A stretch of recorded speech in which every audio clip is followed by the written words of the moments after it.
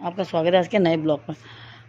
एक तो बात देख ली, भलाई तो करने का कहीं ज़माना ही नहीं रहा। जहाँ भलाई करो वहीं खड्डे में पड़ जाओ।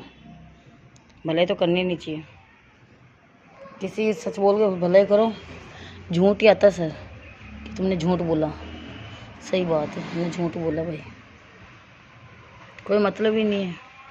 किसी की ईमान बचाने के लिए चाहे कितने ब्याह लग जाओ, दे दो कर लो, लेकिन अब खुद के पैसे अपने भिखारियों की जैसे मांगने पड़ते हैं। ये तो आज पता चल गया, कोई मतलब ही नहीं रहता और दो बातें सुननी पड़ती है हर किसी से।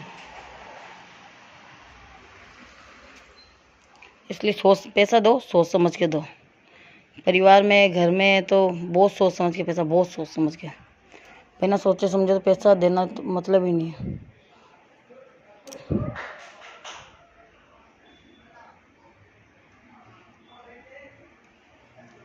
मैंने 2-3 जनों को पैसे दे दे के देख लिए, या कोई मतलब ही नहीं है। एक को मैंने पैसे दिए थे, माल दिया था, कपड़े दिए थे, कलियाँ दी थी लहंगे की, 5,000 रुपये रोक कर दिए थे। वो 40,000 रुपये मेरे यूँ क्यों खा गए, और 40,000 रुपये अपना ऊपर और ले लिए, 2,40,000 रुपये, यानी कि 80,000 रुपये मेरे गए। एक जगह 40-50,000 रुपये बनते थे, वहाँ 70-80,000 रुपये चले गए। जो नीयत में तो खोट है जो है ये, लेकिन क्या होगा, पैसा खाने से कुछ नहीं होता। ऊपर भगवान देखता है, भगवान सब निकल जाता है यहाँ का, यहाँ हॉस्पिटलों में सब में। जिसका कोई हराम का खाता है ना, उसके हॉस्पिटलों में निकलते हैं ये चीज़ें। इसलिए हराम का तो किसी का खाना ही नहीं चाहिए। चाहे 2 रुपये कम दे दो, अगले को मुंह से बोल के दे दो कि हम 2 रुपये कम देंगे, 4 रुपये कम देंगे। हराम का तो खाना ही नहीं चाहिए किसी को भी। मेरे तो ये सोच है कि हराम का तो अगर किसी ने खाया ना तो वो हराम में ही निकलता है। और ऐसा हराम मेरे को तो नहीं चाहिए भाई। चाहे 2 रुपये कम कमा लो, जो हॉस्पिटलों में निकले ना पैसा, उस पैसे की कोई वैल्यू नहीं होती।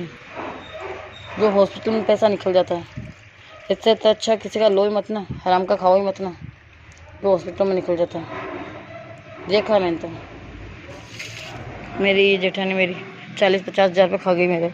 क्या हुआ, जब से पैसा खाया तब से हॉस्पिटलों के चक्कर काट रही है। वो कालू जी रहे हमारे पावना, 3-4 लाख के नीचे दे दिया उन लोगों ने हमको। क्या हुआ, वो 4-5 लाख उनके लग गए, उनके भाई की लुगाई भाग गई वापस। इसलिए किसी का पेमेंट तो खाना ही नहीं चाहिए किसी को, हराम का तो बहुत सोच समझ के खाना चाहिए, बहुत सोच समझ के।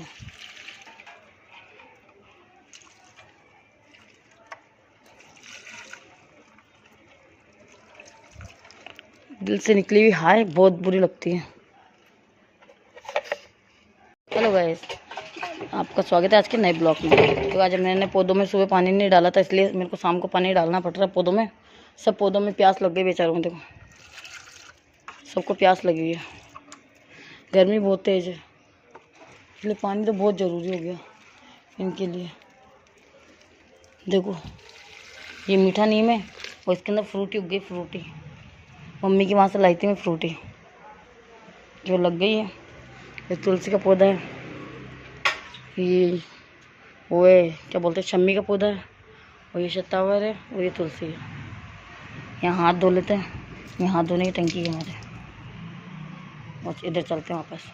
ये मीठा नीम है, ये अपराजिता है, ये अपराजिता है, इसके अंदर मिर्ची की पौध लगी हुई है। अब इनको अलग अलग करनी है मेरे को, किस तरीके से करूँ ये कमेंट करके बताना।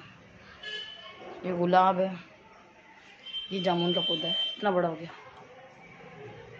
हाइट बढ़ गई जामुन के पौधे की। पंखा चला के आते हैं,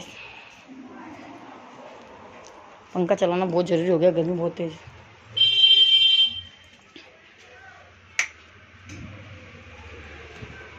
पंखा चला दिया, पंखा चल गया है। ऊपर के चादर लगे हुए ना, इसलिए थोड़ी गर्मी ज़्यादा होती है। अगर ये नहीं लगे हुए ना तो बहुत कम गर्मी होती है, लेकिन उससे भी बहुत नुकसान होता है। बारिश का पानी अंदर तक जाता है, यहाँ तक पानी जाता था बारिश का, बारिश आती थी कभी तक, इसलिए हमने लगवाया ही। ये लगवाने का कोई फ़ायदा नहीं हुआ। सब ये बोलते तुमने करा ही क्या।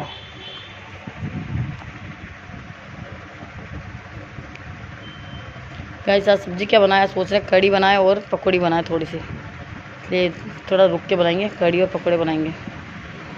प्याज काट लेते हैं, थोड़े से प्याज डाल के पकौड़ी बनाएंगे थोड़ी सी, कढ़ी के अंदर डाल के खाएंगे।